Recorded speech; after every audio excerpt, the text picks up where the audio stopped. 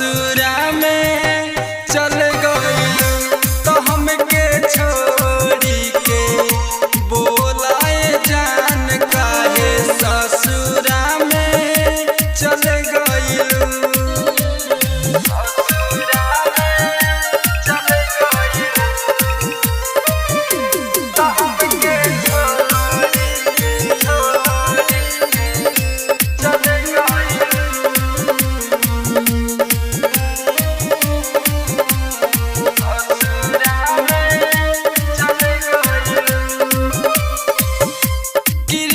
कसम खइलू साथे नहीं छोड़बू, जन्म जन्म के रिश्ता कबहू न तोड़बू।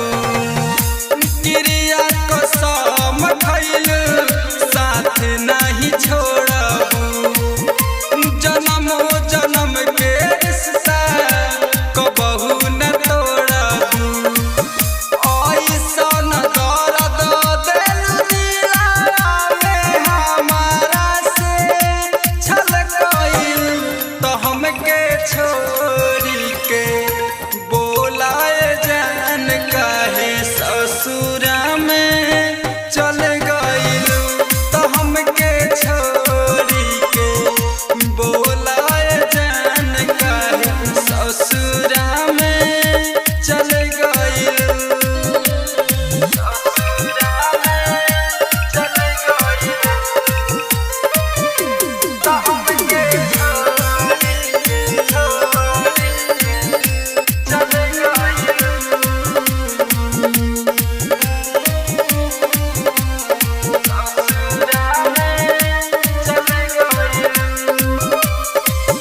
प्यार करके हमारा संगे को देलू घात हो, लोरावा बहावे अखिया हमर दिन रात हो। प्यार करके हमारा संगे को देलू घात हो, लोरावा बहावे अखिया हमर दिन रात हो।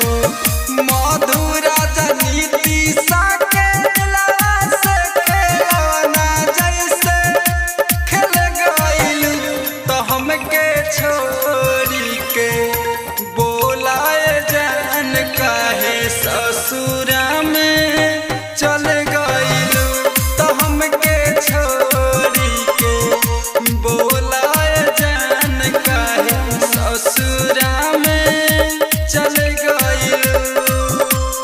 एकता रिकॉर्डिंग स्टूडियो। Contact number 7982720011।